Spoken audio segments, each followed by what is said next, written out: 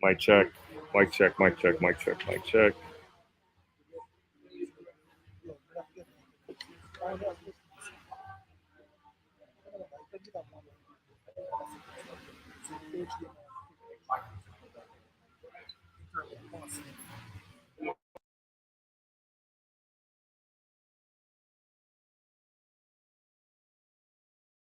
Mic check. Mic check. Mic check.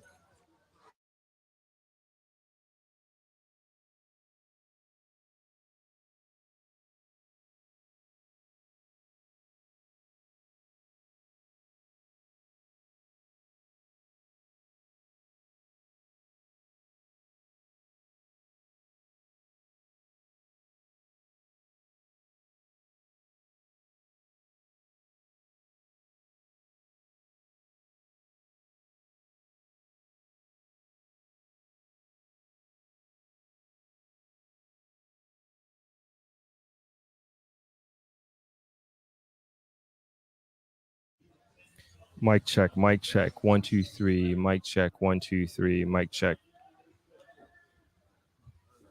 Mic check. Okay, there we go.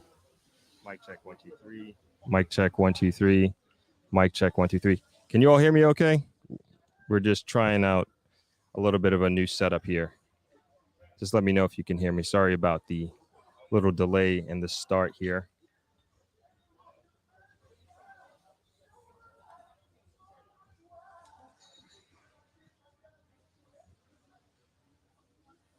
All right, we're gonna try the second camera. Okay, there we go. Second camera is working, but we can't figure out how to turn off all of these settings that you see. I'm not even sure if you guys can see it. Let me know.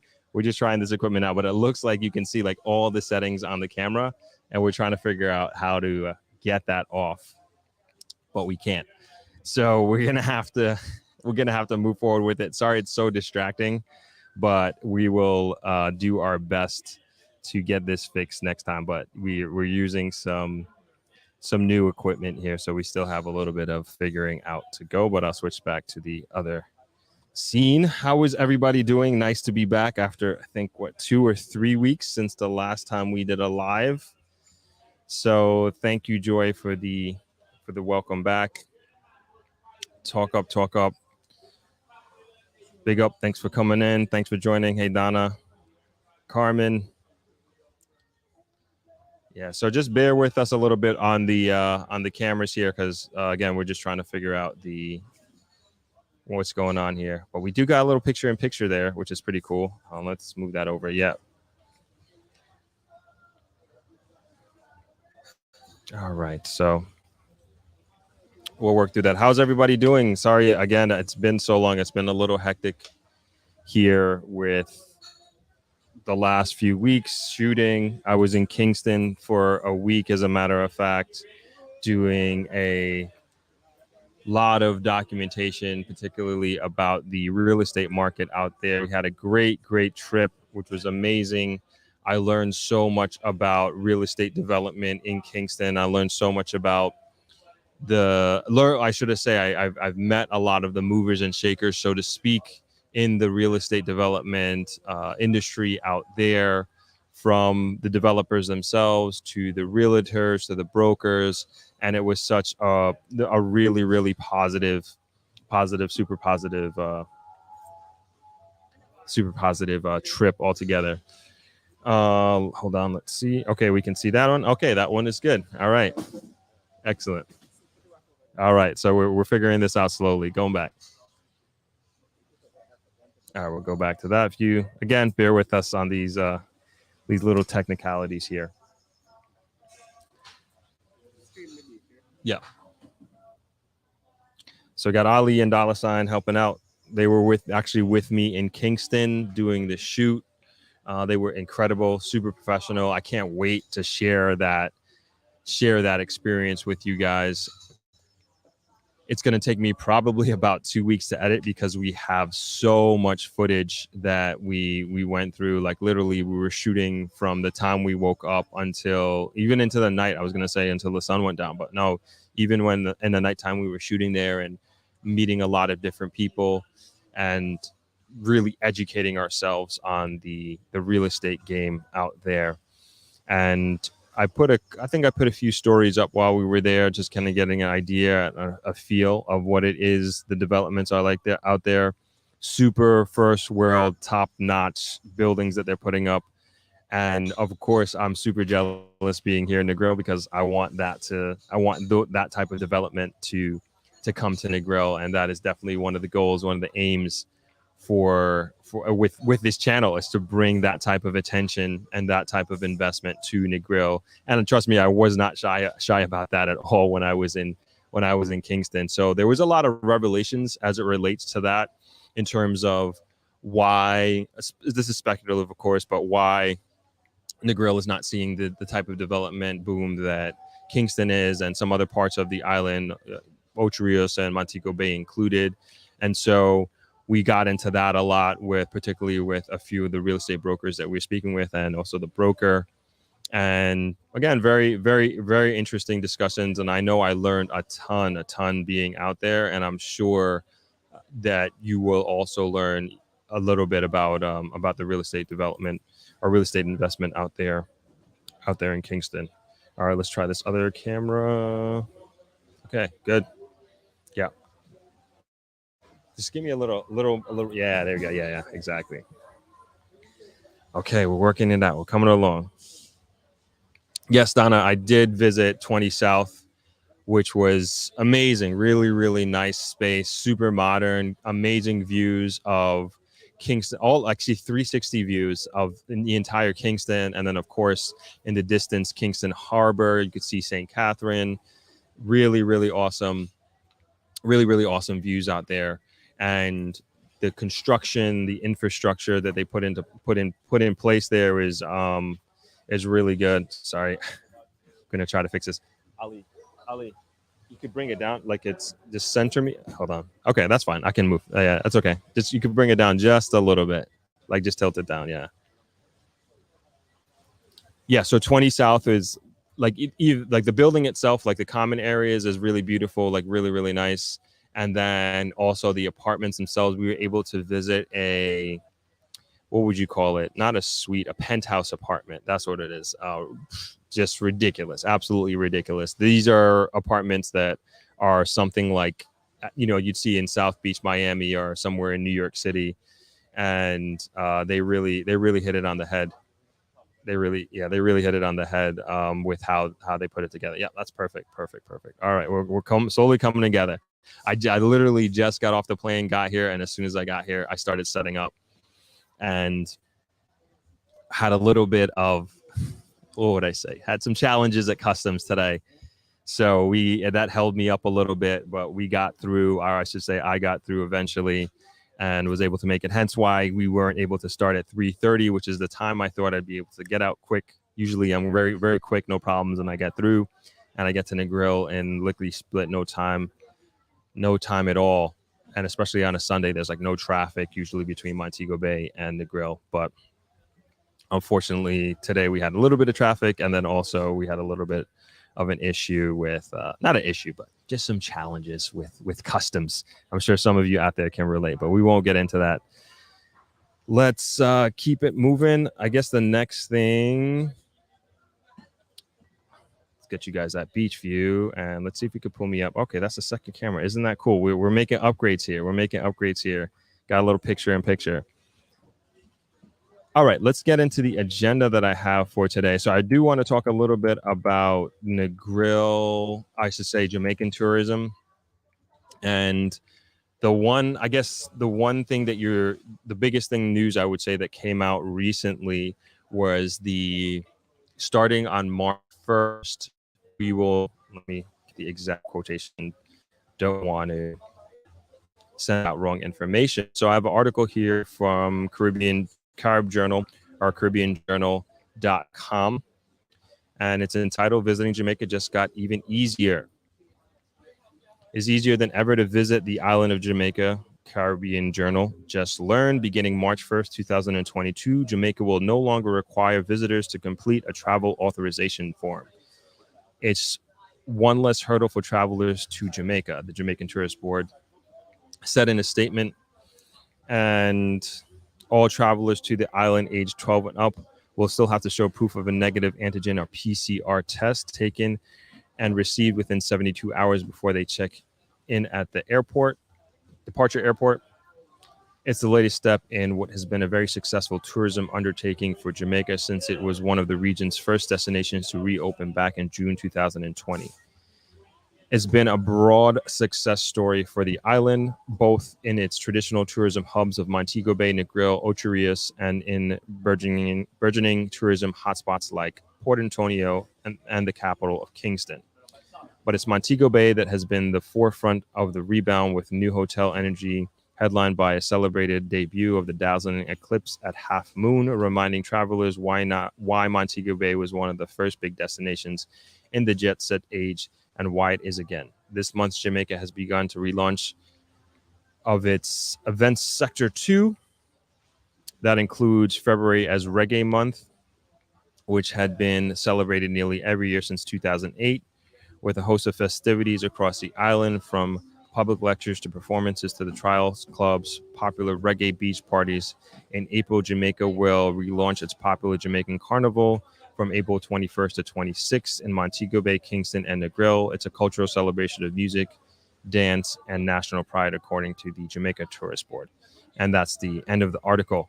So that is some great news, great news that we are now starting to, or I should say, the access to coming to Jamaica is starting to become relaxed. Today, I had to obviously show a negative COVID test, and then also do the travel authorization form, which I pretty much got used to at this point coming back to Jamaica. So hasn't been really big deal. But yeah, it is just one extra step that you don't have to worry about starting on Tuesday, basically on March 1st, which I'm excited about. We'll continue to start to roll things back and make things a little bit easier for people to come here, because I know even a guest that's staying here now, he senior citizen, been coming to travelers probably for, I want to say 20 years, close to 20 years. And every time he's come during the pandemic, I've actually had to help him out and help him fill out the form while he's in the States, which I don't mind. And I've done that for a few other people, but for some it's easier than others, and it can be a little bit of a hassle. So I'm glad to hear and see that is no longer the situation, or no longer the case, or will no longer be the case starting on March 1st. Another rollback that has happened is the curfew has now, if it's not this hasn't happened already, I think it's sometime this week, the curfew is going to be moved to midnight. So if you can remember, our curfew at one point was at 3 p.m., and then we moved to 5 p.m. and then it was 8 p.m. for many months, and then it moved to 10 p.m. And so now it's at midnight. So basically from midnight to 5 a.m., there is no movement happening during that time. You're supposed to be off the streets and you're supposed to be home. And this is just showing the direction that the country is moving in. And really, what would I say? We're reaping the benefits of our vigilance during this time and during the pandemic, which is exciting. So slowly moving forward as far as tourism and getting back to normal life here. Let's get you back to there. Still trying to work on this PNP picture in picture, I should say. Let's see there. Okay, I guess that's not going to work. I think I would have to switch. Let me try this. I know I'm trying to make things a little too fancy here, and it's not working out exactly the way I wanted. But all right, we'll leave it at that.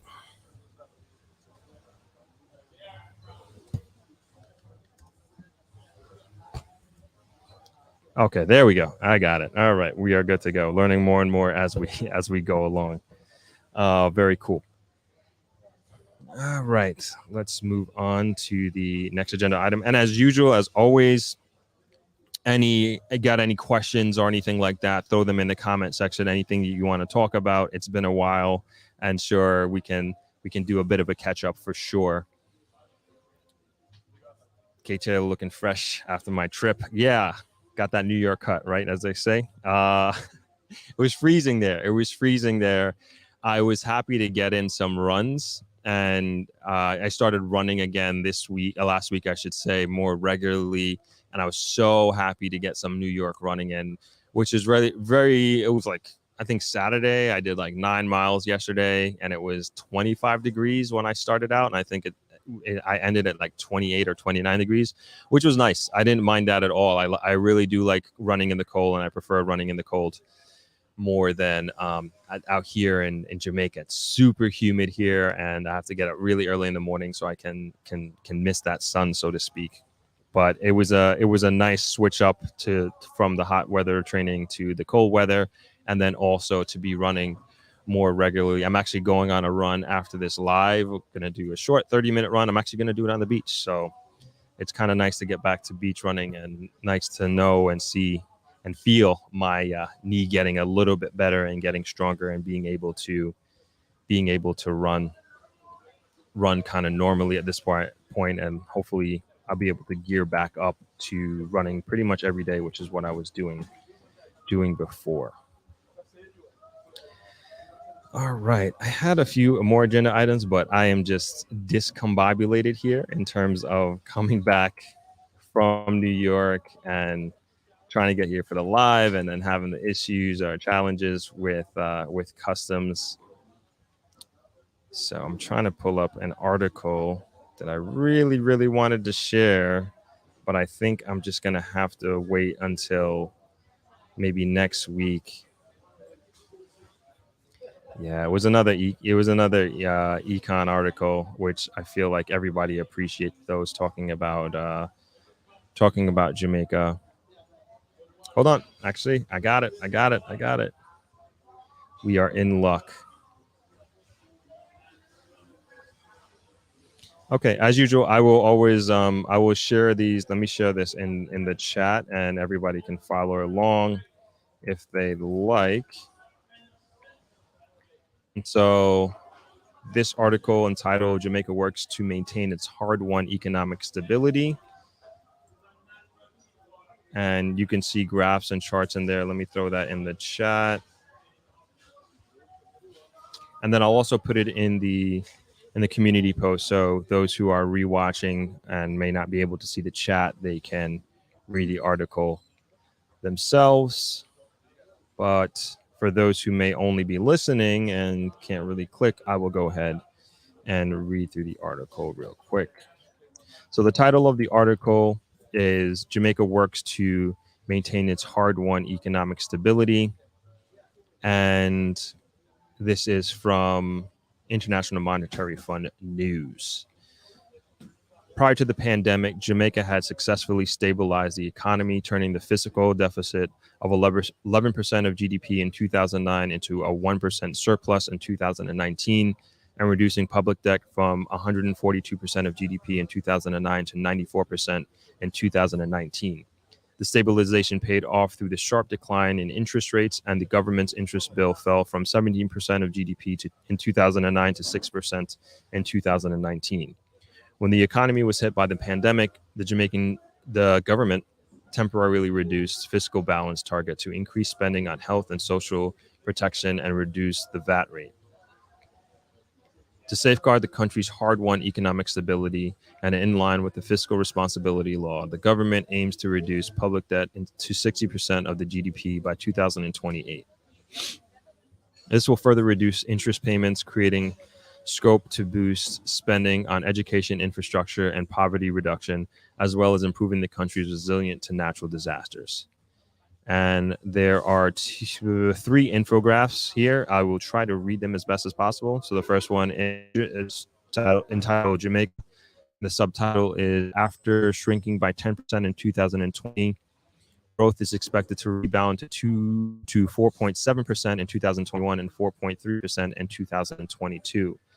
And then it gives some general statistics about Jamaica. So the population is 3 million. These are all, let me see if I got the, so I'll say the dates as I go through. So population 3 million in 2020, GDP per capita $5,103 US dollars. That's 2020.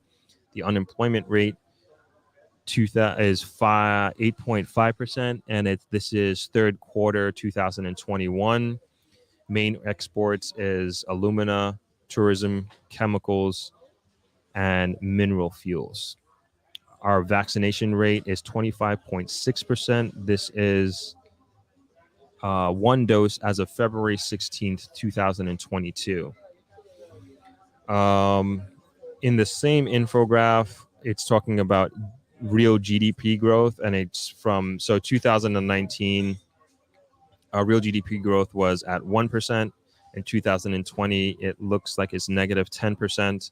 In 2021, projected is 4.7%, and projected 2022 is 4.3%, which is great. To come back from a negative 10% in 2020 with the pandemic. With inflation, the annual percentage change from in 2019 was 3.9%. Inflation in 2020 was 5.2%. Inflation in 2021, 5.6%. And expected inflation is, I guess you can calculate it, 6.25% for 2022. Gross public debt, this is going from 2019 to 2022. 2019 was 94.3%. This is of GDP. This is 94.3% of GDP in 2019. 2020 is 108.1% of GDP. In 2021, 91.6%. And in 2022, 84.7% projected for 2022. Sorry, just popping over, make sure there's no questions. All right, continue to go through the infograph. The next one is Jamaica's traditional export sectors have declined over time. Losses have been partially offset by an increase in tourism, but the sector was hit hard during the pandemic. And then it goes into two graphs, one graph about service exports and percentage of GDP, and the other one is traditional good exports and percentage of GDP. And you can see, okay, so the second one, very interesting. So this one is, I'll talk about the traditional goods export. So it's going from, the chart is showing us from 1971 to 2011, focusing on bananas and sugars as one category, alumina as one category, and textiles as another category.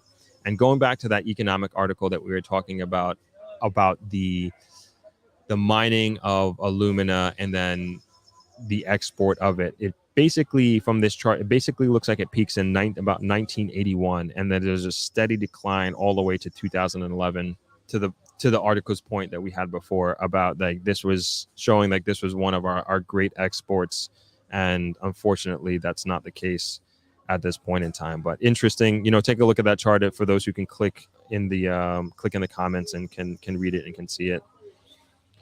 And the last infograph is priorities, rebuild buffers, reduce debt. So it's, I guess they're obviously talking about Jamaica. So the first bubble is rebuild buffers, reduce debt once the pandemic recedes. The second bubble says reprioritize expenditures to free up resources for infrastructure development and education. I'm all about that. Boost productivity and exports is the third bubble. And the last subtitle is upgrade infrastructure, improve education and training, lower trade barriers, and tackle crime.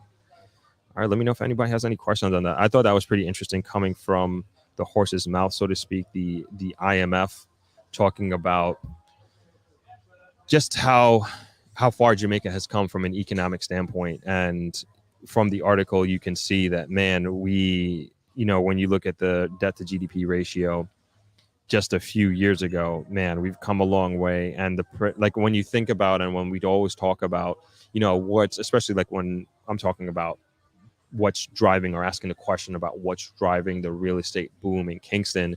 And in a nutshell, what I got from it is really confidence in Jamaica as a whole, and then confidence in the Jamaican economy.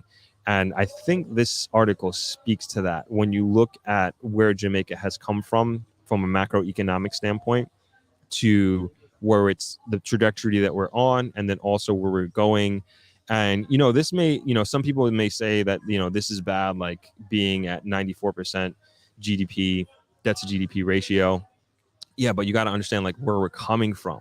And it's just showing like what the leadership is doing and what the leadership has been able to do under these very great economic and financial hardships that we are under and have been under. And then to think and look out to the future that in 2028 we're going to be able to reduce the public debt to 60% of GDP, and that's 6 years from now. Like, that is crazy. That is really, really, really incredible, that if we're able to hit that, and to say and to see that we're on that trajectory and that we're on that path.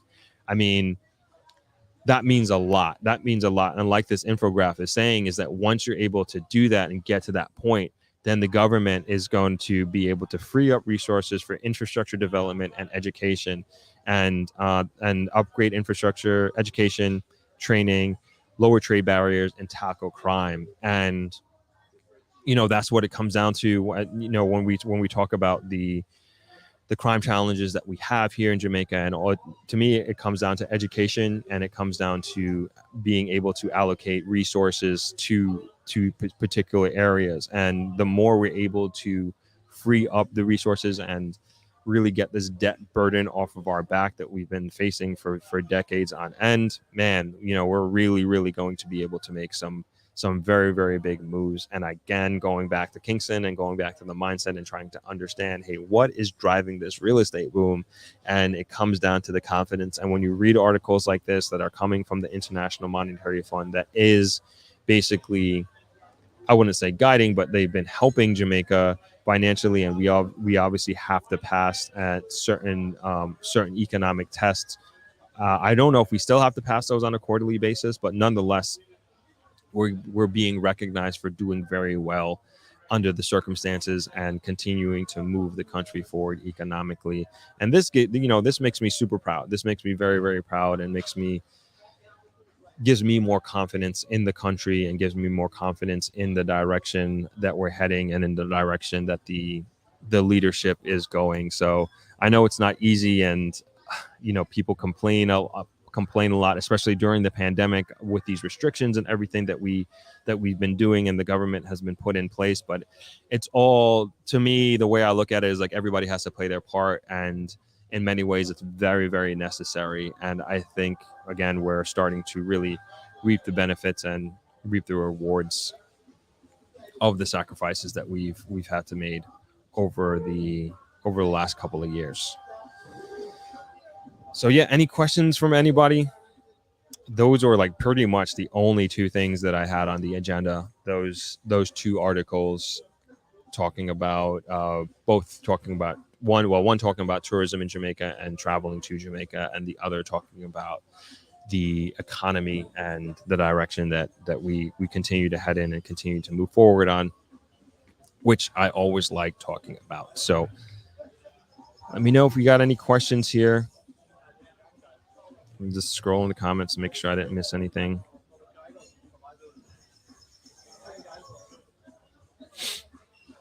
All right, and I guess I could get into the next part. I've been promising a video, I think, for 2 weeks at this point, and so it will definitely be 100%, unless something crazy happens. But there will be a video dropping tomorrow. And this is, I think I already spoke about it, but I'll speak about it again. I did an interview with Irie JA, and she's a young woman, single young woman that moved from Brooklyn to Jamaica in 2018. And she moved here to practice yoga. And she's been doing that and has been able to make a career and build a life here through her passion for yoga. And she does freelancing, a lot of freelancing, but it actually now it has turned into where she has her own yoga retreat that she does. I believe it's, if I remember correctly, she does it multiple times per year. And then she also wrote a book recently as well. And our conversation, the discussion, we basically go through how the different phases of her journey, particularly here in Jamaica, how she moved here, how she started in Kingston, how she ended up here in Negril, how she found her apartment. And I think there is a lot of value in respect to how this one person did it. And she seemed very, very happy here. She's enjoying her time here in Negril, and she likes Negril the best out of all the places that she lived, which I like to hear. And so I'm excited to release that tomorrow. So I think we're looking at a 3 p.m. release if I'm not mistaken. But nonetheless, no matter what, it'll be out tomorrow, and I'm excited to do a premiere and get your immediate feedback that we always do when we have these premieres. So that's my interview with Irie JA, and I don't want to give too much away, but I just want to let everybody know that will be coming out tomorrow. Okay, got a question from Gina Palmer. Do you think, let's throw that up on the screen, do you think Negril will ever build up like Kingston? I don't think so, at least not like that. And I wouldn't want Negril to build up like Kingston because it's super dense there. The way I would like to see Negril, this is again my personal opinion, is I would want to maintain the low density of Negril, and because I think that's what gives Negril its allure. You know, you wouldn't want, at least again, in my opinion, I don't necessarily think you would want like high rises like you have Miami going down, because then you'd lose a lot of the green spaces. You'd probably also, I could see them moving into the morass, which is across the street from Travelers, and that is just not good for the environment. That actually is part of the ecosystem that maintains the white sand beach that we have here. And somehow it also affects the coral reef. I'm not a scientist or a marine biologist, but this is what I understand it does. So I wouldn't necessarily want that type of development. What I would love to see, though, is having more modern residential real estate to choose from in Negril. And I believe the demand is there. And what I concluded, one of the conclusions that I got from kind of constantly asking the question, or asking multiple people the question in Kingston, particularly professionals in the real estate industry, is like, why hasn't this type of development come to Negril? And what I kept getting is like, I don't think they kept saying like, I don't think people know about Negril. I don't think people know that there is a demand for housing in Negril. And there is a great demand for real estate housing. And there are basically 3 developments in Negril. One, there's Aqueducts, there is Little Bay. So those are the 2 modern developments that I would say. That I would say that's it, really. Those are the only 2 modern developments that are in Negril right now. There are others. There's Negril Estate, but that is a buy a piece of land, build your house type thing, which is also, I understand, very popular. But like when I think of a development in a direct apples to apple situation with Kingston and Negril, those are the only 2. That would be, again, Aqueducts, which is downtown Negril, and Little Bay, which is on the north part here as you go pretty much where the island is, right there in almost dead center or off center left on your screen, just a little past that. That's where Little Bay is, which is right on the beach, which is very nice. But there is a yearning and need for that, because I was speaking with, and this is what the inspiration was for me to go to Kingston, was I was speaking with Margaret, who is a realtor here in Negril, and we continue, like, so one thing we're doing, we're trying to quantify the residential real estate market here in Negril and get an understanding of where we're at now, and then also kind of what we need, and then also quantify the demand. Because it's easy for me to, even though instinctually I know that we need residential housing here, modern residential housing here, I would love to be able to present it in a way that is quantifiable and put numbers to my anecdotal assessment of what the need is here in Negril. And I think that will also help potential developers understand what the demand is like from a number standpoint. And so I'm working with Margaret on that.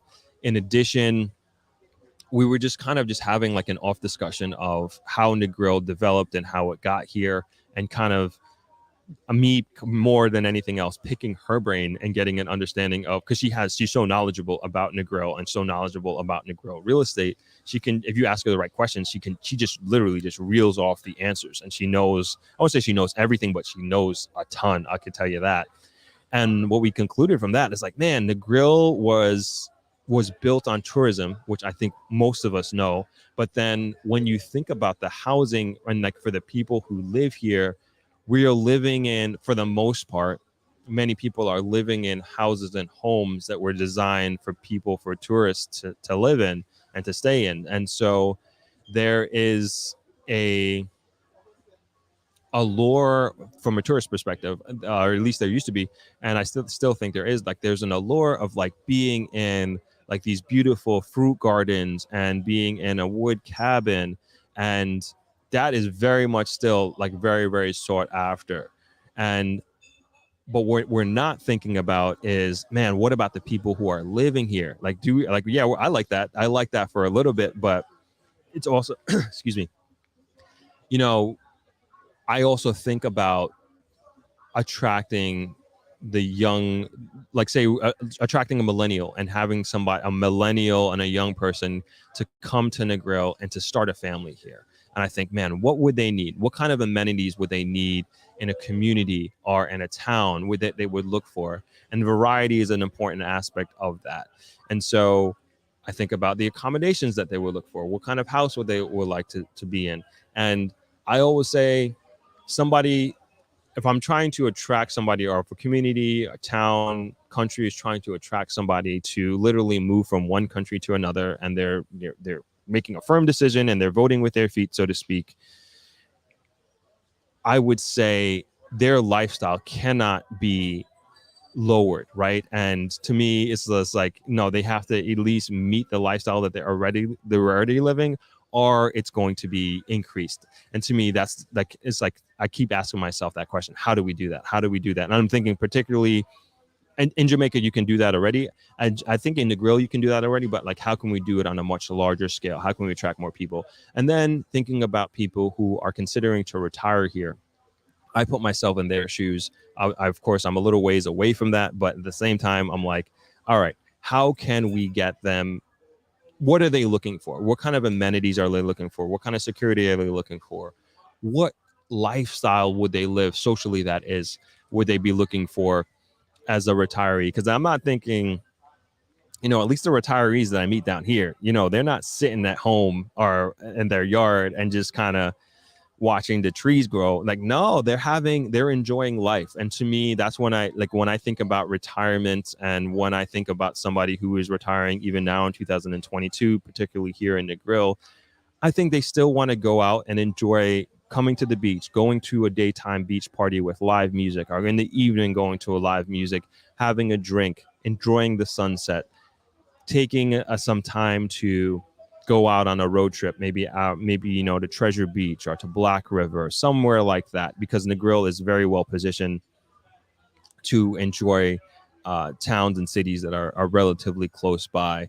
And then they have to have somewhere to come home to that's comfortable, and again, that meets their standard of living, or is elevated from the standard of living that they're used to, whether they're coming from New York or Canada or wherever it is, and so that's the type of development or developers that I would like to attract. That's the type of accommodation that I would like to have here.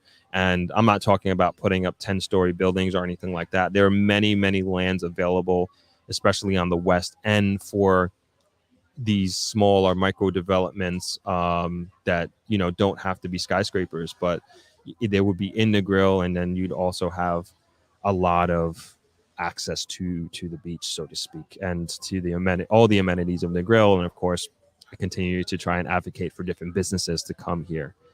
So that's kind of my rambling take, if you will, Gina, of the idea of Negril being built up like Kingston.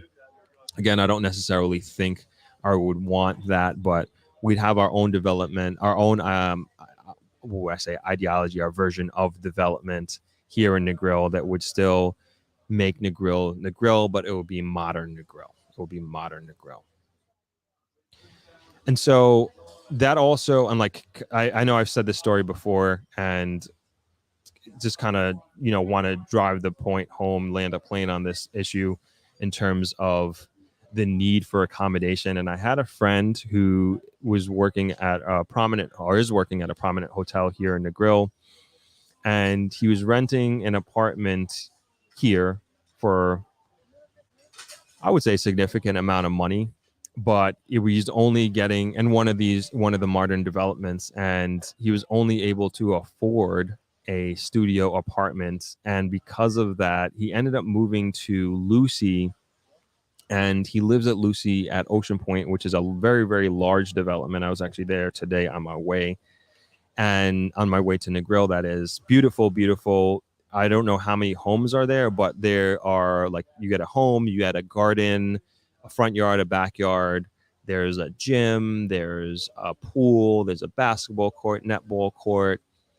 Looks like suburbia, Long Island, gated community type thing. Very, very nice and very, very nicely done. We only have one of those type situations here with Little Bay. I know I'm repeating myself, but Little Bay, I would say, is the closest to that, but it's a much smaller development. And then there's Aqueducts, which is much, much smaller. Anyway, my friend ended up moving there. So he turned what I would say is a 7 to 10 minute commute to possibly a 40-minute commute, depending on certain days. And he traded that in because of the lack of options and space that are here in Negril. And just think about that for a person. And he has kids as well. And for a young person, he's younger than I am, as a matter of fact. And for a young person to make that decision, they obviously thought through all their options and weighed all their options. And that was the best thing for him to do, to move into a home. He wants his kids to have a little bit of space, and he wants to have like a proper home.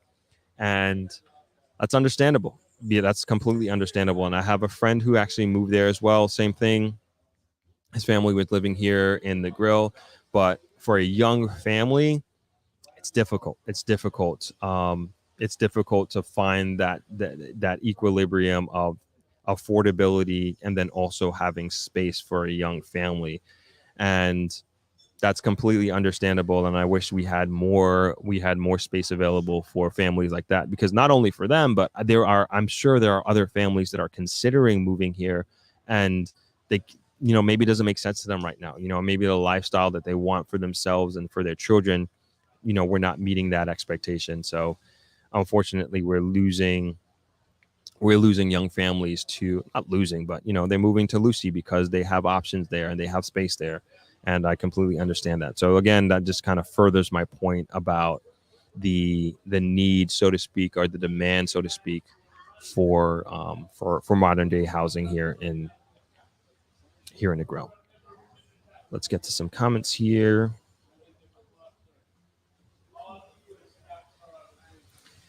Okay, love tasty music and art. Good to hear. Yoga retreats. We will meet. Yes, I think her yoga retreat is in the fall, but it's laid out on her website, and also on the podcast interview that will be released tomorrow.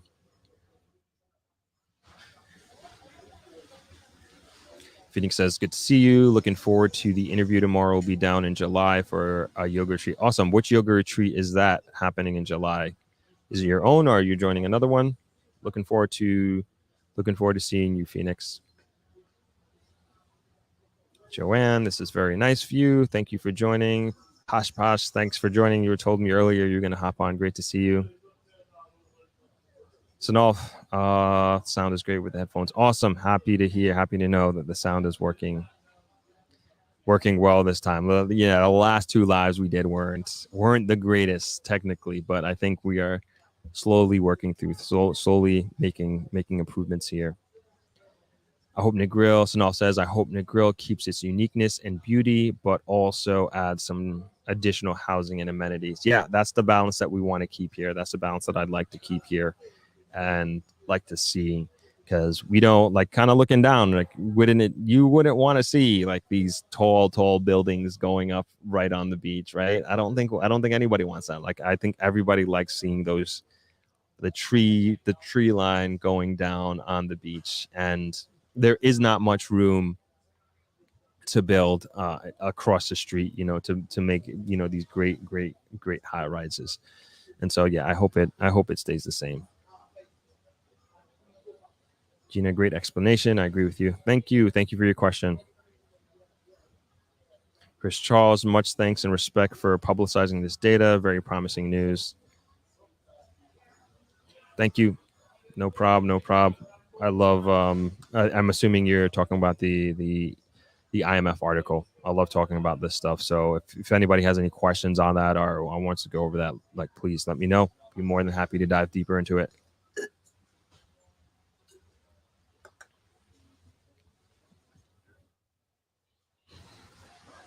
Oh, okay. The Comedic Yoga Retreat. Yes, yes, yes, yes. Very nice. Were you here on the last one, Phoenix, that they just did? I believe couldn't have been 6 weeks ago. Couldn't have been 2 months. Excuse me, 2 months ago. So yeah, so we talk about that, the Kemetic yoga. So I've never heard of Kemetic yoga, and like it's actually from Africa. So Irie taught me all about this, which is pretty cool. I didn't know there was yoga that originated in Africa, because we hear about Bikram yoga, we hear about yoga from India. And so this retreat is going to be Kemetic yoga, which comes from, I believe, North Africa. Maybe Phoenix, you can correct me or confirm with me on that. And they're going to be doing another Kemetic yoga retreat here. And I believe it's a certification. And I only learned about this through the interview that I did with Irie. So it was super, super interesting. And she's a scientist when it comes to these things. So looking forward to having you, Phoenix, down for the Kemetic yoga retreat. And I believe that's with Yasir, who I didn't meet, which is crazy. I didn't meet because I actually had COVID at the time. So I think I missed half of the time he was here and we didn't check in. So I didn't meet him, but hopefully I get to meet him over the summer. And I also hope to get to meet you as well, Phoenix, when you come in there. Hey, Rashima, how are you? Thanks for joining. Boss says, I don't want an overly crowded Negril. Same here. Same here. I don't think anybody wants that. And, we don't want like an overcrowded Miami. I've been to Miami and been crowded, which is cool. I think you go to Miami for that kind of vibe. And I don't think the people who are living here and who are vacationing here want that. And I understand that we got to modernize and we got to develop and we got to change. Of course. But I think we should also maintain some fundamentals of who we are at the end of the day. So I agree with you on that, Posh. Benjamin Padilla says, no building taller than a palm tree is the ideal goal. I enjoy your channel. Good energy. Thank you, Benjamin.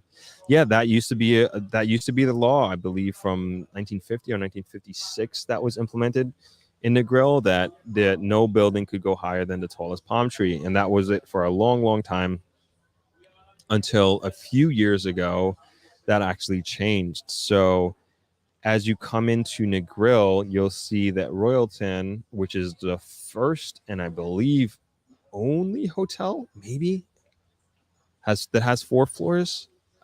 I'm almost certain about that.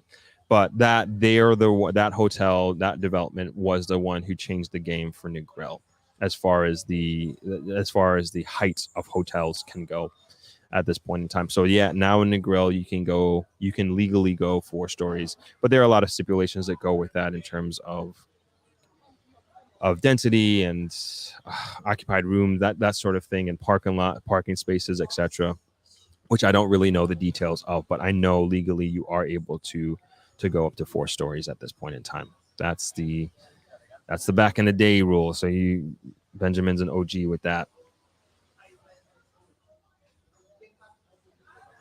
Okay, Phoenix, you didn't make the first retreat. Okay, looking forward to having you. I heard it was very nice. The people who I spoke to about the retreat, they really, really enjoyed it.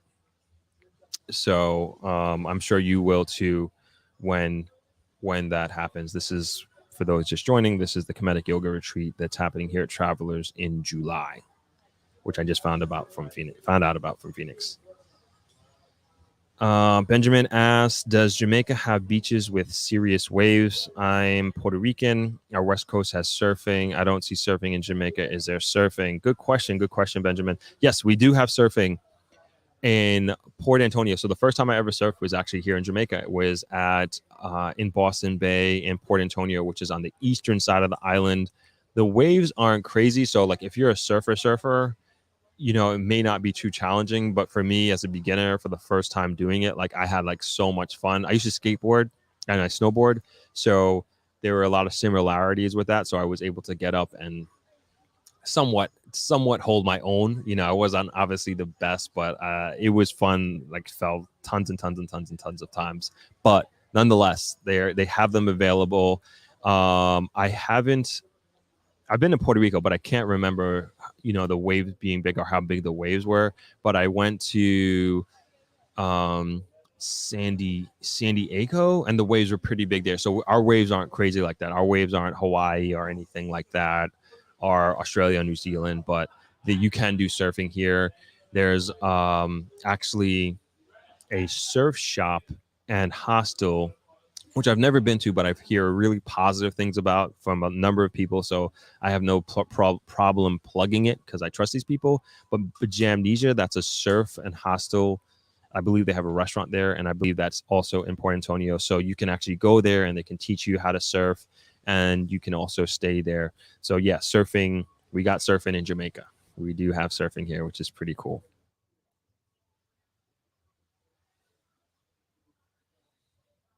All right. Got some conversations happening here. There we go. Phoenix is confirming what I'm saying. Kemetic yoga is rooted in ancient Egypt teachings. Yeah, so that's pretty cool. Got some African yoga. Sanal says the retreat sounds awesome. It seemed like it really was. So July is certainly looking promising. Rishima asks, Throp, how often do you? Oops, lost it. Throp, how often do you go back and forth between the states? Are tickets becoming reasonable from the island? Sure. So I now I would say like I'm going like I last time I was in New York I went back for Thanksgiving with my mother, and did my brother come down? I believe he did. And so my cousin, my aunt, so that was nice. And then now we're in late February, and then I'll go back in April. So I guess every 2 months, maybe. I guess that's what I'm averaging for right now. And I paid $315 round trip from Montego Bay. And that's also main cabin. So this is with Delta. That was main cabin. So I could have gone basic and paid even cheaper, I believe. And I also waited a day. So at one point, the same main cabin was $296. And I missed it, pay what, 20 bucks more, which was fine. But they've been pretty reasonable. And then also with COVID, you also have that assurance, so to speak, of cancellation. So if you need to cancel or rebook, you can do that without any change fees. So that's also, I think that should stay. I don't think that should turn around. I don't know what effect that is having on airlines economically, but from a consumer standpoint, I really love being able to book with that confidence. And I'm usually somebody who books tickets one way, but it's so much more economical to book them round trip. And now I have the confidence to book round trip going back and forth between here and New York because of the new cancellation policies, are change ticket policies that they have, which I've only taken advantage of once since COVID. So I would say that's pretty reasonably affordable, with everything that's happening with the world, particularly in Eastern Europe. You probably can expect oil prices to go up. Unfortunately, I was reading an article, I think yesterday, or the day before, and that we're kind of going to start to understand what that's going to be like in this week or Sunday. So this week, and that's probably going to also have a negative effect on the recovery for airlines as well. And of course, when oil prices go up, that automatically is going to be passed down to consumers like yourself and me. So I can't, just something, just one of those things that we have to be aware of. And, I don't know how long these reasonable prices are going to be staying at these levels. But I think, like I said, 296, I think that's really reasonable round trip from Negril to JFK on, Delta, which is, I think is a pretty good airline. I have no complaints about them at all. Thank you for the question, Rashima. Appreciate it. Jordan McDowell says, my wife and I are booked to come to Negril on the 24th of February. We canceled due to COVID, but we're hoping we can rebook in 2023. Oh man, I'm sorry to hear that, man. Really sorry to hear that. I hope you didn't get sick, or your wife or anybody in your family got sick. And if you did, hopefully you've had and made a full recovery at this point in time. Love tasty music and art. Clear story. You understand the need. Project Negril living. This can be achieved with the right people. Permits and the trust of the people is important. We are interested in helping in every way. Awesome.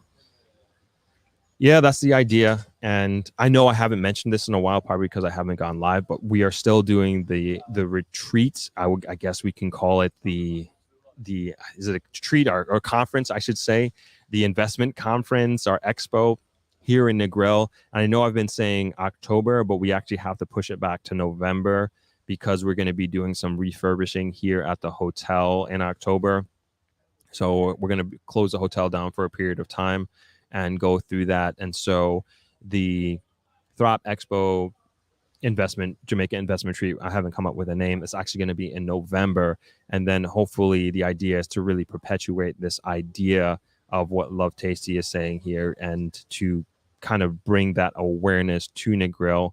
And I have a whole plan of attacking the lead up to this conference in November, which I'm very excited about. And more than anything else, I know the idea of this started with doing a meetup with me, which I would love to still want to do. And to me, I look at this expo as an elevated level of doing a meetup and meeting so many of you out there, which I love doing as much as I can.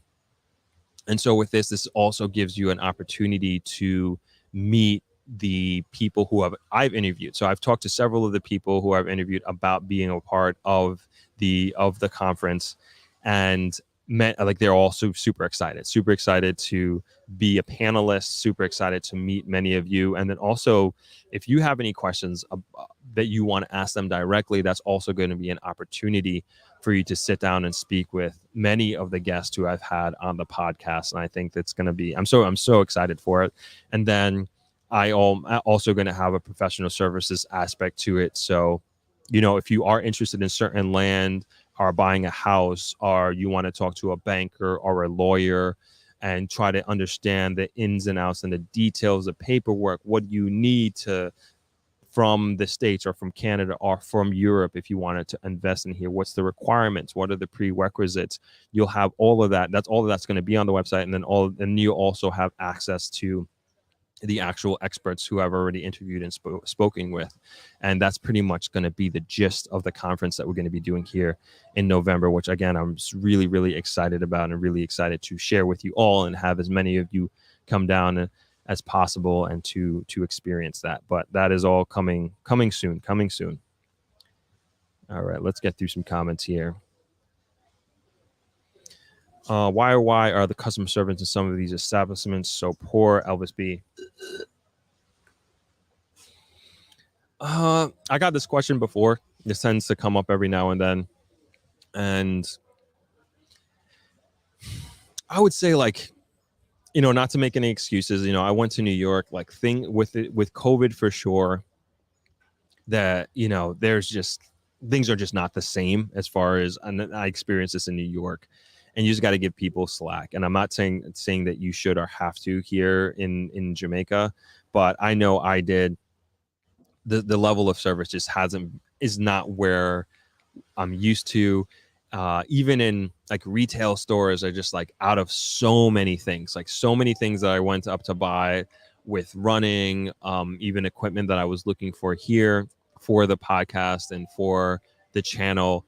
It was just taking weeks. I ordered a laptop in, I think in January, and I don't think I'm going to be getting it until March or April. And to me, that's also part of the service. And maybe I'm being spoiled and maybe I'm used to a certain, first world instant gratification with that. But, to wait for a laptop almost 3 months is crazy, I think.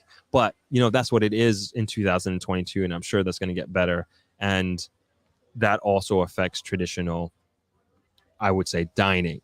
And kind of bringing that back to Negril, I think like you're also having you're adding that element, or the Jamaica, I should say, you're adding that element on top of maybe an establishment that didn't have the greatest service or maybe the greatest training program possible at that point in time. So maybe it's a little bit exacerbated.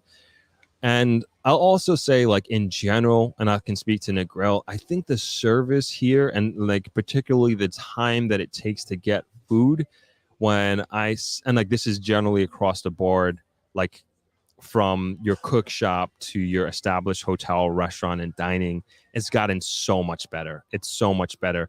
Like there would be places that, like I would say, they were at a time, it was almost regular yet you wait an hour for your food at many places in the grill. You know, we're talking 15 years ago, but I think, and it was like almost accepted, like, oh, this is island time. This is island time. You'll be okay.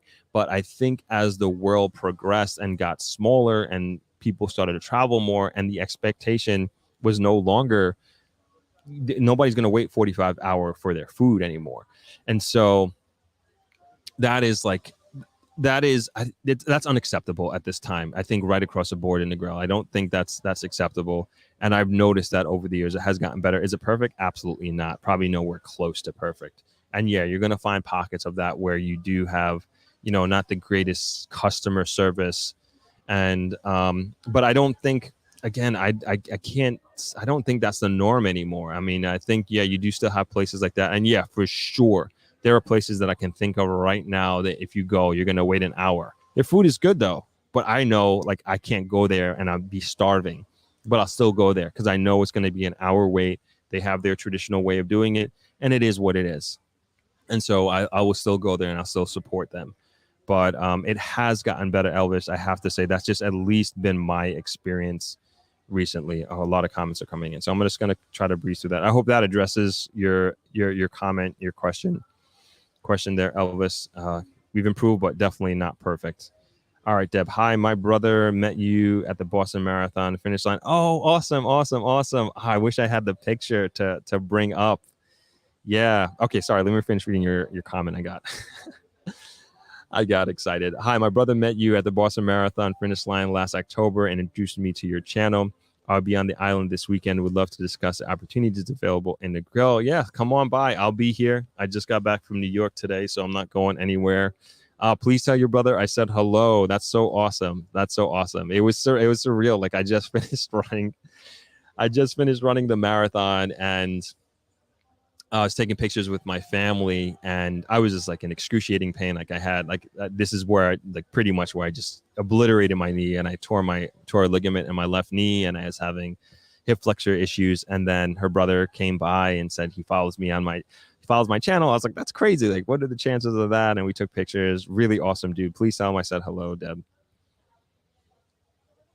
Benjamin says $300 and change is damn good. That's for the flight round trip ticket from Negril to JFK, not Negril, Montego Bay to JFK. I wish it was Negril.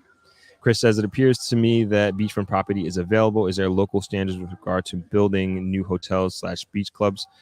Yes. So I guess two that come to the top of my mind was the height ordinance.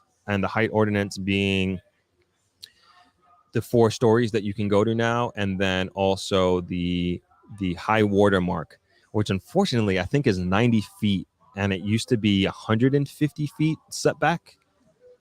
I could be slightly off on there, but there was a significant discrepancy from the old to the new.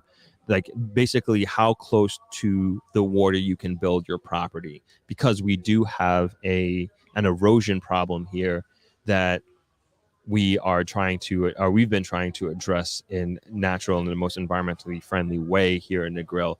So there was a setback that was set, and I believe it's now 90 feet, and it's coming back from I feel like 120, 150 feet. I could be wrong on that, but I need to double check on that. But those are the 2 standards that I can think of off of the top of my head. Snov asks, what's the best airline to fly? Can you do a video on traveling to Jamaica the next time you travel, like your whole travel experience? Oh, that's a great idea. Yeah, I would love to do that. I would love to do that. So, all right, I will do that next time. Thank you for that idea, Snov. I didn't know people would be interested in that. So consider that done. Best airline.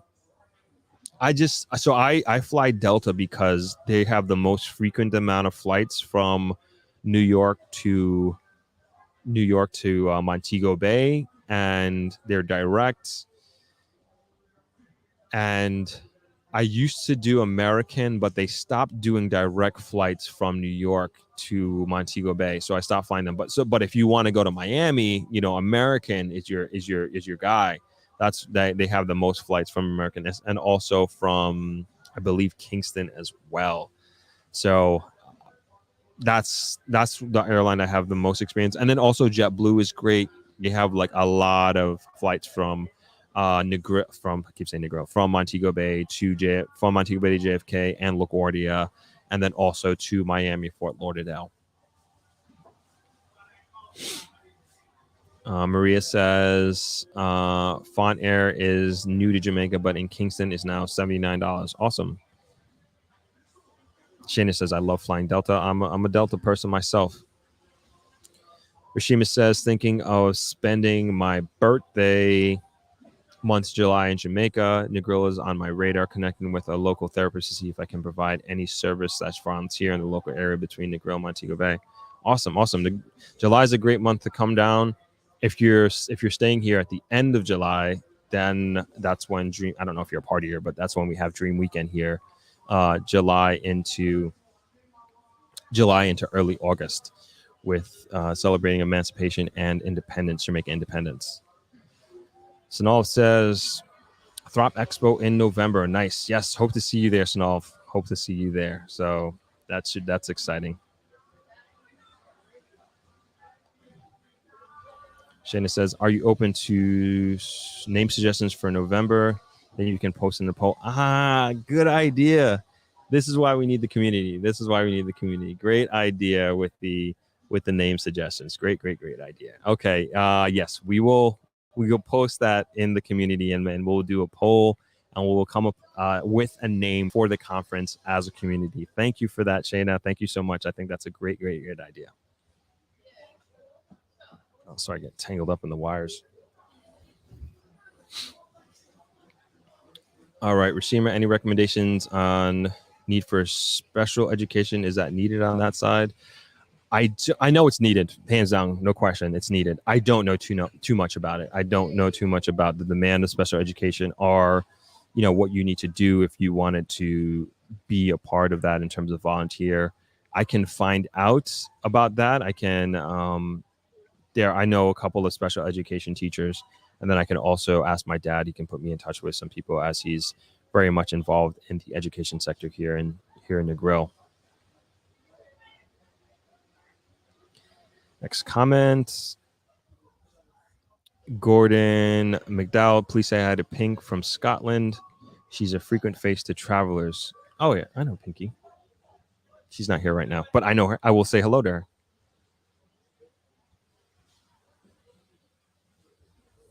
Throptacular. Is that the name of the conference? Throptacular? I wouldn't be mad about that. We'll put it in the poll. Please say hi to Pinky. I most certainly will.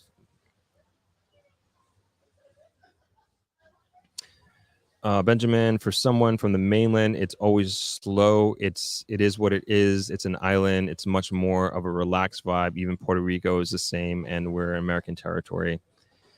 Yeah. I mean, it can be annoying, but there's obviously certain levels of acceptability. Again, I don't think an hour is acceptable amount of time to be waiting for food, and I think most establishments understand that. And I'd like to think, and again, in my experience, that we are, as a country and as island, we are getting better at that, and we are moving forward slowly to being a little bit more consistent with that. Thank you for your comment, Benjamin. Chris Charles, my wife and I are in Negril in January 2022. Customer service was good. May I point out, Travelers was excellent. Thank you so much for that, Chris. Awesome. I'm happy to hear that. And thank you for I don't know if you stayed with us or you just came by, but nonetheless, thank you for patronizing Travelers. Really do appreciate it. Oh, Deb, will you start to hear about my injury? Oh, thank you. Yeah, all good now. I'm pretty much 100% back. Just started running fully this week. Eccentric says, I'm coming second week in April. Is there anything event happening during this time?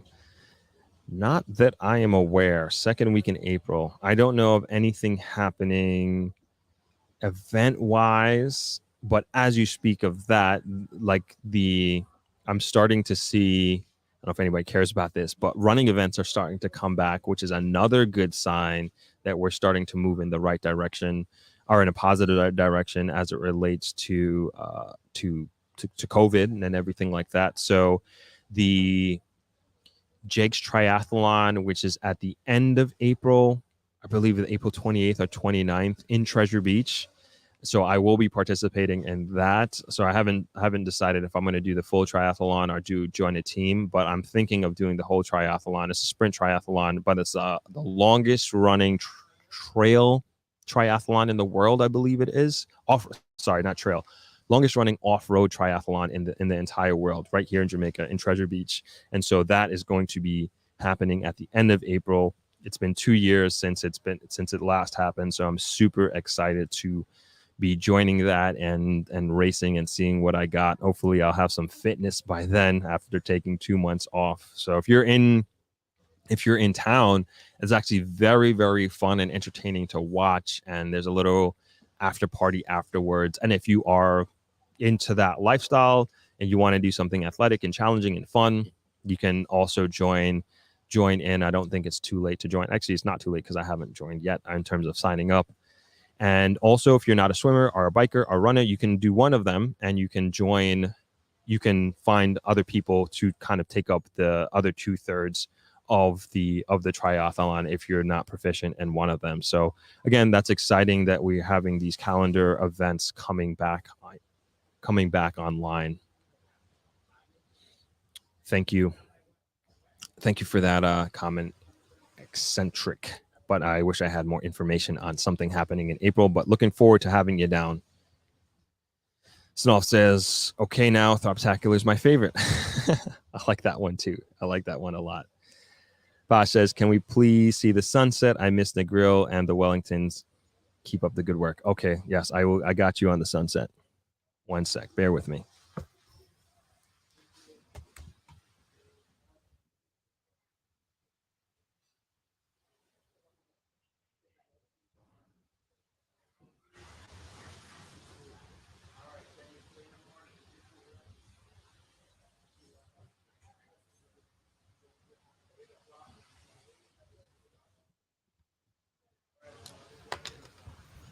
How's that?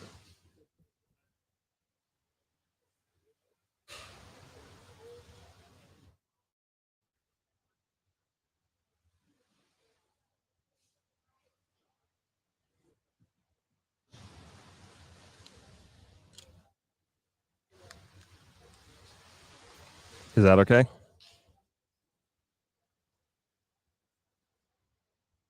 It's a little silhouette, but I'm going to try to put a filter on it so you can get a better view, but I don't know where the filter is. 1 second.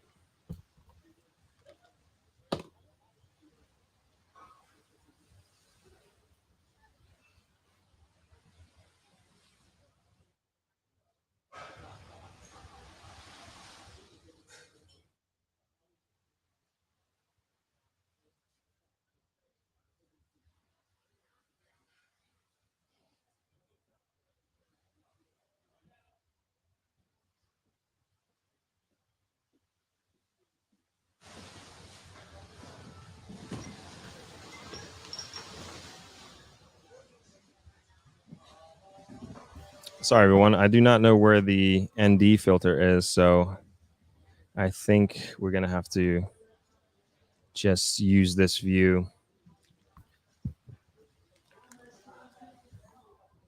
All right. Good idea. I'm glad I was able to switch the camera around for you all.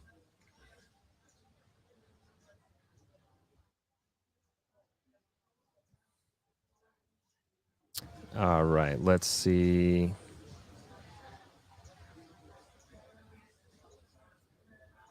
All right, let's keep rocking and rolling here. Well, let me put my glasses on.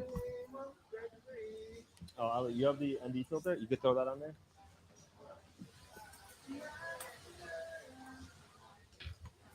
Triathlon in Negril, a nice regular marathon in December as well. Yeah, they were actually trying to do a triathlon here. Some race organizers. I'm not sure what happened to that idea, but the Grill's a perfect place to do the triathlon. Very, very perfect. Oh, we probably have to shut down a lane of traffic. That's probably the only thing, and it would be. I guess we'd have to do point to point parts because we like the way Treasure Beach is designed, at least their triathlon, they're able to do like basically to do a loop. That's the way they have the fundamental design with that. We don't have that. Yeah, and regular marathon in December. All right, Ali's gonna try to put on a filter there to see if he can get a little bit more clear for you guys. I think that made it worse. Hold on. Put it on. Yeah, put it on 6.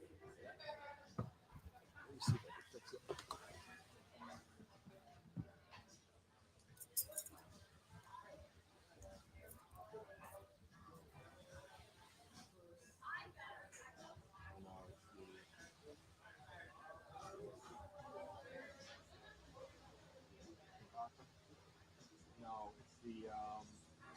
I think it's the mode. I don't want to mess with it, but I can't turn the aperture down.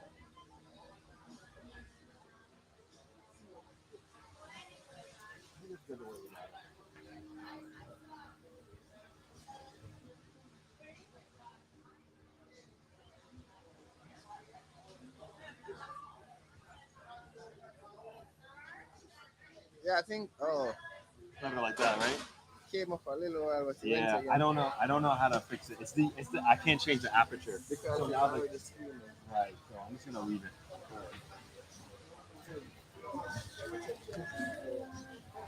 All right, we're gonna leave it right there. Don't want to mess with it. It looks okay, right? Okay, everybody's liking the sunset. Awesome. Good, great idea, Posh. Great idea. Okay, can keep rocking and rolling here. Shayna says, "Can you do a brief summary for upcoming Expo? Do a brainstorm of title ideas?" Sure. I guess I can just tell you what I'm thinking. Let me get out the way so you guys can get a full effect of the sunset there. So, I guess with the expo in general, like I want to give everybody the opportunity to meet some of the guests who I've had on the podcast, and I think many of them, many people have reached out to them for their own individual reasons. And I also thought it would be cool for if anybody wanted to meet, say, a Jackie or Mr. Grizzle, or wanted to say speak with Margaret, the realtor, or to German, the personal finance investor, that sort of thing, is like putting you in direct contact with them and in this official space, so to speak. And then there are other experts that I would want to bring on board. And so before the expo, these are all people that I trust. These are all people who I would personally reach out to as far as in the professional aspect. So whether it be a banker or whether it be a lawyer, like you're going to speak to my lawyer, you're going to speak to my banker, you're going to speak to my accountant who I use and who I trust. And these are all professional services that, yeah, you can go out and find out on your own, or maybe you can get a referral from a friend or whatever, but these are within my circles. And I'm not saying you have to use and talk with these people, but it's a resource, and I think that's one way that you can get a lot of value out of coming to the expo and being a part of it, and then also hopefully developing these relationships as we lead up to the expo. Outside of that, we'll have panelists who will all be people who have been guests on my podcast. That's the main driving factor behind the professionals who are going to be a part of the expo. In addition to that, we are going to be taking a field trip, so to speak, to show you different parts of Negril. So as we educate ourselves on what Negril is like now, here and now. We also want there to be a situation where you can go physically see and have a feel about what Negril is like and how it is here, and seeing different lands that are available for sale and different commercial spaces that are available for sale. So that will also all be on the website, and you'll also be able to physically see that once you come down here and you come down for the expo. So in a general roundabout way, that's what we're looking to accomplish in November, and that's what we're looking to have. Thank you for the question, Shannon. Brian says, I remember being right there at that exact spot. Great memories. Thank you. Awesome, Brian. Awesome. Brian says he has a picture. Okay, awesome. Glad you're enjoying the live. There's a way I can fix this so we can get less of a silhouette, but again, I won't make that adjustment right now. I think it's looking okay so far. Nadia says, lovely. Thanks for joining. Mountain High Sound says, really enjoy your channel since I found it. Awesome. Thank you for joining. Thank you for subscribing. Really appreciate it. Linda Fraser says, thanks for the sunset. I can't wait much longer to be there. I'm going to start looking for flights for this fall. Awesome. Looking forward to having you down. Glad everybody's enjoying the sunset. I'm glad I turned the camera around.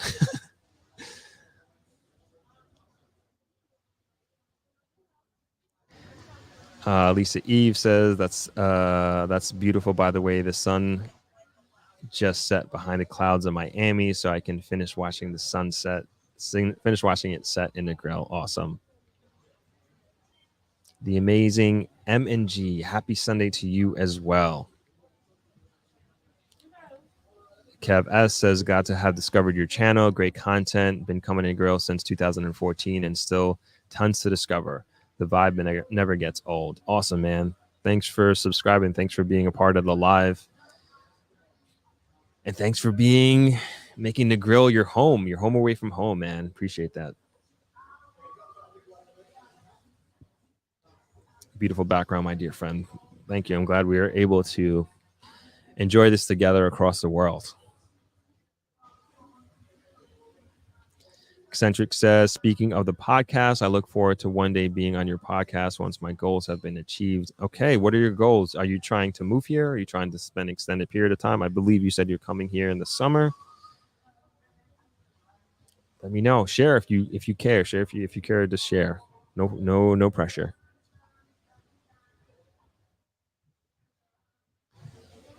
It's a perfect, no filter needed, just natural. Okay, you got it. Leaving it as is.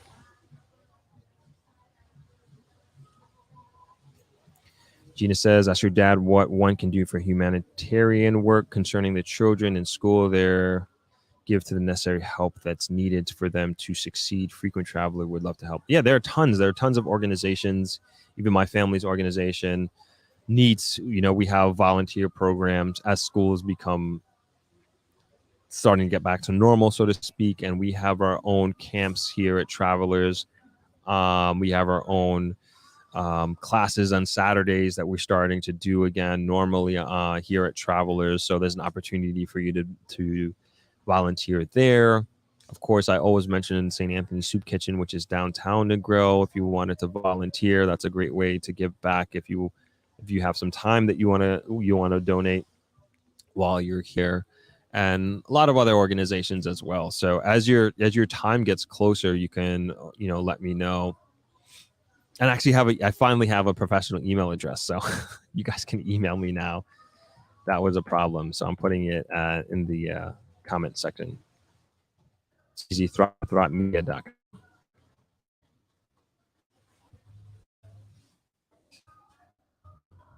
So you can always email me and let me know when you're coming down. So that's easy for us to stay in touch.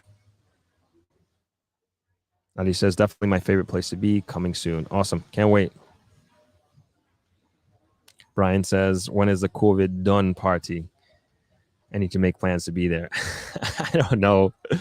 I feel like this thing is going to be with us in some form or fashion for a very long time, but we are slowly moving back to normal times. You can kind of feel it. And even in New York, I believe there's like either talks of no mask or there, I think, or maybe it's the rule or the law, like you don't have to wear a mask indoors anymore. But that this might be New York State, but in the city, which is where I was, like everywhere I went, you had to wear a mask, and so that's still normal, so to speak.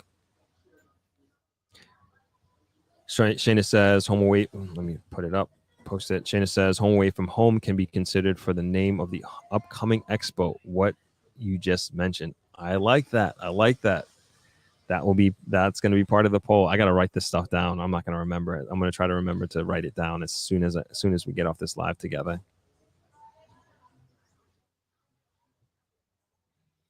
And Shayna says HAH for short, home away from home. I like that. And Accenture says, yes, I'm planning to start an experiential Airbnb, currently land hunting. I hope to achieve this goal by next year. Awesome. Let me know if I can help in any way. If you're thinking about Negril, that is. I don't have super expertise outside of Negril as it relates to real estate, but let me know. Let me know if I can assist in any way.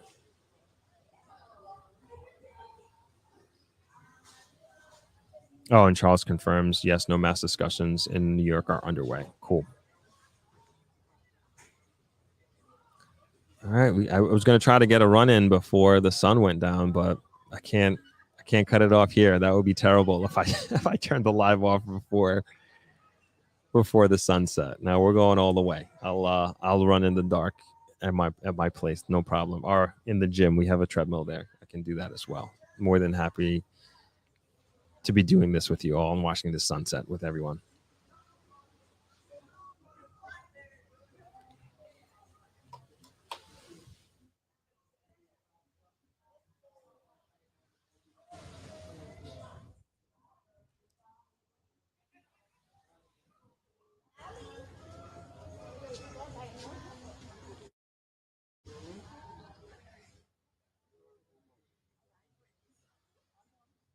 Monique, hello. Thanks for joining. We are watching the sunset. If you guys have any questions, let me know, or we can just sit and enjoy. I don't know if you can hear the waves, but they are slowly lapping on the beach, as you can see. Oh, Eccentrics, you're looking in Portland. Great place to be. Great place to be looking. I think that's a great place to investing right now, especially for experiential Airbnb, which is what you said you want to do. Yeah, that's a great place. I love Portland. I plan on getting there for the channel at some point this year, hopefully before the summer. I can get out there and spend maybe a 10 days or something like that. I love getting out there. But gotta plan it. Oh, no sacrifice at all, Chris. My pleasure. I just didn't expect it. So I'm having a good time just sitting here and hanging out with you all. And of course, can't take these sunsets for granted. I try not to. They're absolutely beautiful. I try not to take this beach for granted either. Try to get in that water as often as I possibly can. It really, really is nice. I enjoy this, and it's much better to sit and watch it with friends, with you all. Pete V says, beautiful sunset. I miss it there. Hopefully you can come back soon, Pete V.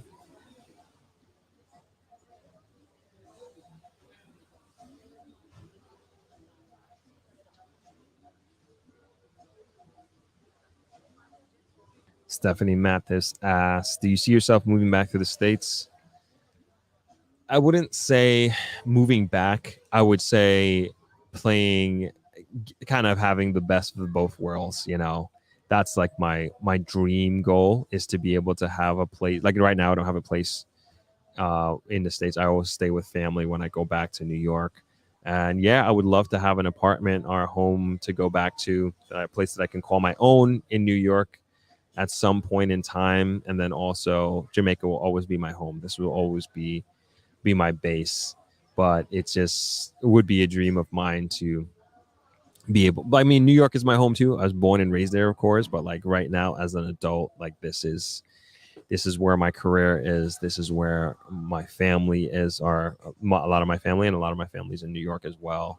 And I want to play. Wouldn't the dream be like winters in Jamaica, summers in New York? Like, isn't that what everybody wants? I don't know. That's for me, you know, because I like having that stimulation of the city and the vibe of New York City and Brooklyn. You know, it feeds off of you, and you come back. At least for me, I come back to Jamaica with a renewed energy, some new ideas, and I like to be able to do both. So, thank you for the questions, Stefan.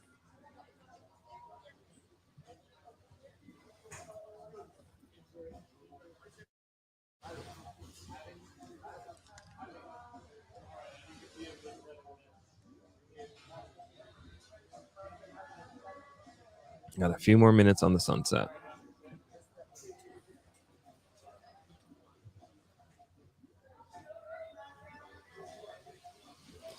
Yeah, everybody's coming out for it.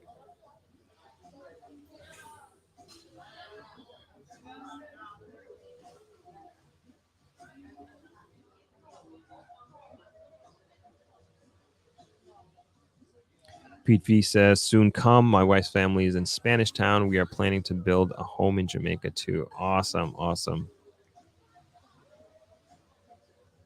Good luck with that. Best wishes. Best wishes. I hope that happens. Hope that happens soon. I'm sure that journey for you has already begun. Even just talking about it means you've started.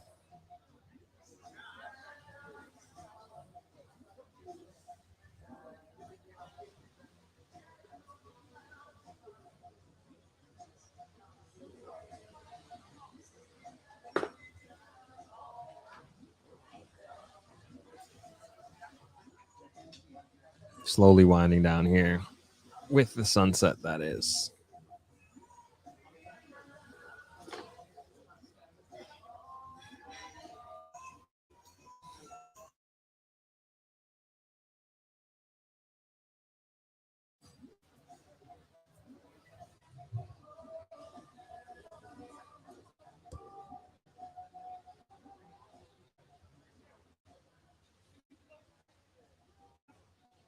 Ebony X, thanks for joining. All is well here. Happy to be back in Jamaica. Happy to be back in Negril.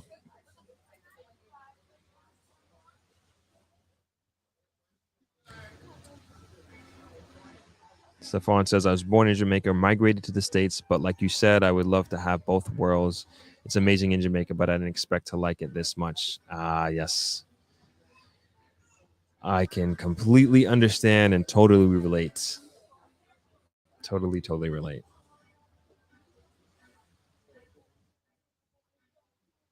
Missy Sargent says, thanks for the beautiful sunset. You're very welcome. I'm happy I was able to share this with you all. This has been nice. This is very nice. This is nice to come back to and nice to enjoy with you all. Wish you all were here to be able to sit down next to me and have a drink right here on the deck of Travelers. But this is the second best, right? This is the second best thing that we can do. Just hang out here and watch the sun slowly go down. It's almost at that 50% mark right in the middle. I don't think you can really see that detail.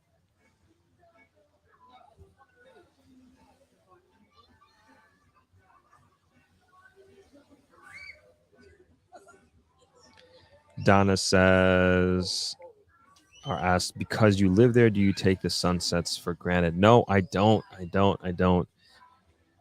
I try to always, if I can, take the time out to just sit here and do something like this and just enjoy it, or take a picture with my phone or a video with my phone, because everyone is so different. They're not, none sunset is the same. And it's going down, gone. Sun is gone. This is awesome.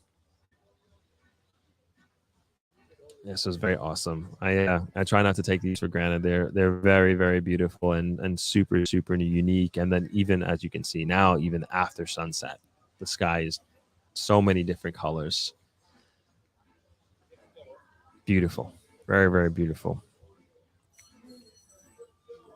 I try not to take the beach for granted. I try not to take Jamaica as a whole for granted. You know, try to enjoy it all as much as possible. All right, let's get to the last couple comments here as we wind down this sunset evening live stream here on the 7 Mile. Brian says, I'm working the world of ESG, climate change, and sustainability. Nothing like seeing what we are all fighting for. Well said, man. Well said. We're definitely looking to preserve this and do whatever we can as humans to circumvent the damage that we've already caused on the planet.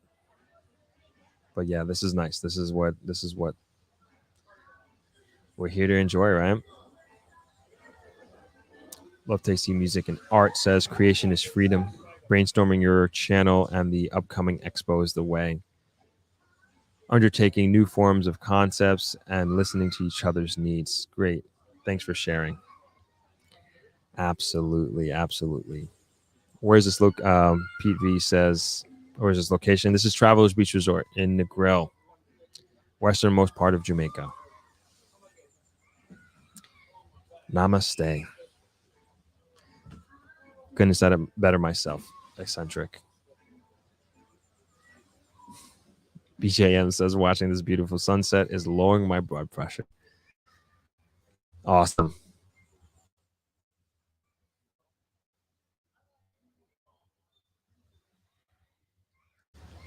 All right, folks, I think we're going to wind down. That was unexpected, unintended, I should say, in terms of watching the sunset with you all. But that was awesome. Posh, I'll give you the credit. So you're the one who asked me to turn the camera on to the sunset. So I'm glad we were all able to experience that. Suzette says, I'm imagining the smell of the ocean. Yeah, it's a nice vibe here. Like, it's a super nice Sunday vibe here at the restaurant too. The team here is setting up the deck for dinner. I think some people are making reservations. It's nice. Couldn't ask for a nicer way to be welcome back home. Donna says, I find that I appreciate the natural beauty of Jamaica more now than I live there. Isn't that always the way? Yeah, it took me a while to appreciate it. Even like, man, it took me a real long time, maybe almost 10 years to really appreciate Jamaica and its beauty and all it has to offer. And now I don't take any of this for granted. I don't take this sunset for granted. I don't take this beach for granted. I don't take the fact that I'm sitting here and talking to you all at the restaurant for granted. Like, it is all such a blessing. And I'm so happy to be here and so happy to be living here in Jamaica and to call this place my home. It's definitely not something I take for granted at all. Shana says, would you consider posting set clips occasionally to your channel? Yeah, that's a great idea. I will do that. That's not a problem at all. I would love to do that. I love taking sunset pictures. I love taking sunset videos and time lapses. So I consider it done. You're welcome, Nadia. Thank you for joining. Booking to soon come to Travelers. Okay, looking forward to having you. Looking forward to welcoming you home here, Travelers. Posh says she's hypnotized. This is your doing. Yes, I will do views of the ocean. Yeah, I will try and do that more regularly and posting that. Morning sunrise meditation. So the mornings, I love the mornings here. We don't get the morning rises here because of the mountains, and also we're on the west. So we get the sun coming over the mountains, which is also very beautiful. But the drone shots that I've gotten from the morning rises are absolutely stunning. Absolutely stunning. I don't know if I could stream that somehow. I'll look into that. I'll look into that. I'm an early riser anyway, so I'm always up before the sun anyway. So that's not a big deal for me to do.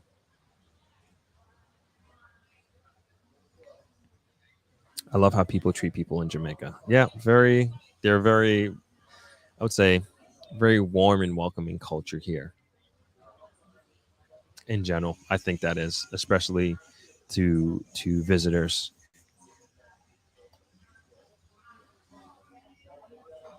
Ebony X says, thanks, Throp. Better than the weather here in New York. What's on the menu? Yeah, I just left that weather. Happy to be here. Happy to be in this weather. Not trying to put it in your face or anything, but it's good to be home. As far as the menu here at Travelers, I don't have one handy, but I know I'm very hungry. I'm gonna have the chicken stir fry. That's kind of my go-to. So I'm having chicken and vegetable stir fry with rice and peas and plantain.